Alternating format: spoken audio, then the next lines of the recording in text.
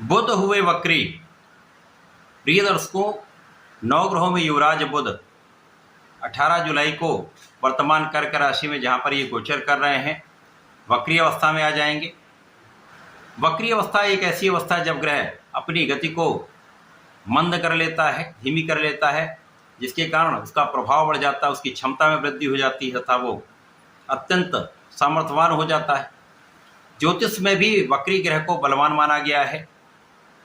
यदि किसी जातक की कुंडली में कोई भी वक्री ग्रह है तो उस कुंडली में उस भाव के प्रभाव को ये कई गुना बढ़ा देते हैं। बुध 18 जुलाई से वक्री हो जाएंगे, 11 अगस्त तक ये वक्री अवस्था में रहने वाले हैं तथा इस समय में कुछ विशेष योग भी बन रहा है जब सूर्यदेव का साथ इनको प्राप्त हो जाएगा। सूर्य और बुध नैसर्गिक रूप से मित्रवत भाव में होते हैं। अतिमित्र के भाव में होते हुए कर्क राशि में इनका जब संयोजन बनेगा तो बुधादित्य योग का निर्माण होता है। अब बुध वक्री होंगे, वक्री बुध का प्रभाव प्राप्त होगा, साथ ही साथ सूर्य का योग बन जाएगा, जिसके कारण कुछ विशेष स्थितियां बनती हैं, कुछ विशेष लाभ प्राप्त हो सकते हैं। जय श्री गणेश। नमस्कार, मैं आचार्य संजय द्विवेदी। मेरे समस्त प्रबुद्ध दर्शकों का मेरे चैनल पर हार्दिक स्वागत है।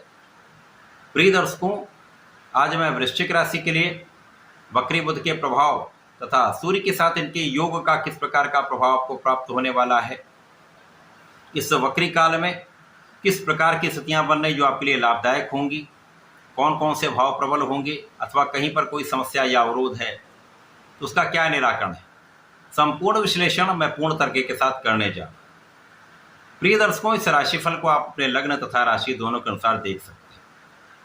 वृश्चिक राशि मंगल की राशि है। मंगल और बुध का मित्रवत भाव नहीं होता है, परंतु यहाँ पर तात्कालिक रूप से मित्रता का भाव है, जिसके कारण समभाव बन रहा है। इसी प्रकार से वृश्चिक राशि के लिए बुध आपके लाभ के स्वामी तथा अष्टम भाव के स्वामी हैं। लाभेश अष्टमेश का गोचर भाग्य भाव में चल रहा है। यहां पर सूर्य के साथ इनका योग कुछ विशिष्ट स्थितियां अवश्य बनाएगा।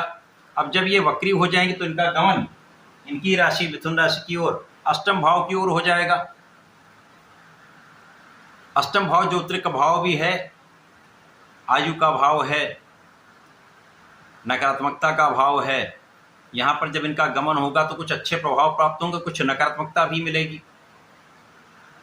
परंतु सूर्य के साथ इनका योग, क्योंकि कर्क राशि में बुध बहुत अच्छा प्रभाव नहीं देते हैं, परंतु सूर्य के साथ योग बनने से और वो भी त्रिकोण के भाव में होने से अत्यंत प्रभावी स्थितियां बनेंगी जो इस भाव के प्रभाव को कई गुना बढ़ाने वाली।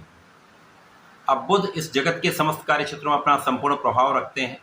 जहां पर बुद्धि है वहां पर बुध है, जहां पर ज्ञान है वहां पर बुध है, जहां पर वाणी है वहां पर बुध है, जहां पर गणनाएं हैं वहां पर बुध है, जहां पर मैथ है, जहां पर व्यापार है वहां पर बुध है। कार्य क्षेत्र का संपूर्ण जो कार्य क्षेत्र है बुध के कार्यकत्व में आता है, तो बुध के बिना कोई कार्य क्षेत्र संभव नहीं है। भाग्य भाव में सूर्य और बुध का प्रबल रूप से बुधादित्य योग में होना यहाँ पर आपके भाग्य को कई गुना प्रबल करने वाला है। भाग्य जब प्रबल होता तो कई संकट अपने आप कम हो जाते, कई समस्याएं अपने आप निस्तारित हो जाती। इसी प्रकार से इस समय आप धर्म के मार्ग पर होंगे तो बहुत कुछ सकारात्मकता आपको प्राप्त होगी। इसके साथ ही साथ इस समय में आपको शासन सत्ता का सहयोग मिलेगा, शासन प्रशासन से लाभ मिलेगा, शासन प्रशासनिक सेवाओं से, सरकारी नौकरी से, सरकार से जुड़कर राजनीति से कुछ विशेष लाभ प्राप्त होते हैं। इसी प्रकार से इस समय में आपकी शासनिक क्षमता बढ़ जाएगी, बुद्धि बल आपका प्रबल होगा, आपका आत्मबल प्रबल होगा, आपका ज्ञान अच्छा होगा, आपकी शिक्षा बहुत अच्छी लाभ देने वाली होगी। तो इस समय में आप संपूर्ण रूप से प्रभावी रहने वाले। आपके मान सम्मान में वृद्धि होगी, आपके पिता के मान सम्मान में वृद्धि होगी। इस समय आपका कार्यक्षेत्र विस्तार लेगा। कार्यक्षेत्र में निश्चित रूप से वृद्धि होने वाली, यहां पर कोई संदेह नहीं। जब आपका कार्यक्षेत्र बढ़ता है, आपका व्यापार बढ़ता है, आपका प्रोफेशन आपको लाभ देता है, तो इस समय लाभ की स्थिति बहुत अच्छी रहने वाली। लाभ की मात्रा पहले से अधिक यहां पर बढ़ने वाली। इस समय में कई सोचे हुए काम आप कर पाएंगे। इस समय में जो आपने लक्ष्य निर्धारित कर रखा है उन लक्ष्यों की प्राप्ति आप कर सकते हैं। यदि थोड़ा भी आपने यहाँ पर परिश्रम अच्छा कर लिया, ध्यान से कार्य किया, विचारशील होकर निर्णय लिया, यहाँ पर आप अपने लक्ष्य की प्राप्ति कर पाए। इसी प्रकार से इस समय में आप परिश्रमी रहने वाले हैं। आपके पराक्रम का संपूर्ण लाभ आपको प्राप्त होगा। इस समय आपके अंदर ऊर्जा बहुत अच्छी होगी। ऊर्जा का आप सही दिशा में उपयोग भी कर पाएंगे। अब चूंकि वक्री काल है और 11 अगस्त तक रहेगा, सूर्य का साथ भी मिलेगा, तो इस समय में लोगों का सहयोग भी मिलता है।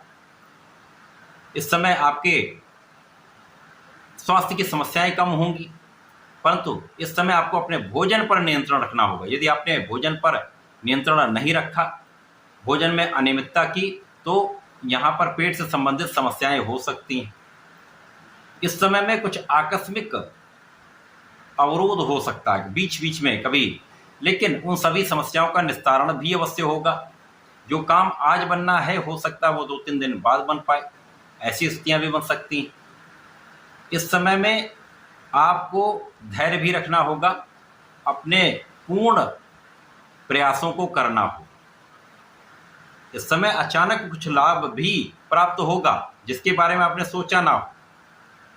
अचानक वो लाभ भी प्राप्त हो सकता है पिता के सहयोग से या पिता से संबंधित होकर आपको कुछ ऐसा लाभ हो जिसकी आपने आशा ना की हो। तो ये समय आपके लिए अनुकूल है। केवल कुछ सावधानियां रखनी है, अपने लक्ष्य प्राप्ति के लिए प्रयास करना हो। इस पूरे समय में आपको गणपति जी की आराधना करनी है। गणपति स्तोत्रम करें या गणेश अथर्वशीर्ष का पाठ करें, संकर मोचन का दर्शन करें मंगल शनिवार। हाँ, प्रतिदिन ओम हम हनुमते नमः का 27 बार जप करके ही अपने कार्यक्षेत्र पे जाएं या विद्यालय जाएं या अपने इंस्टीट्यूशन जाएं। संपूर्ण लाभ आपको प्राप्त होंगे, समस्याएं दूर हों। तो ऐसा करके इसका लाभ लें। धन्यवाद, नमस्कार।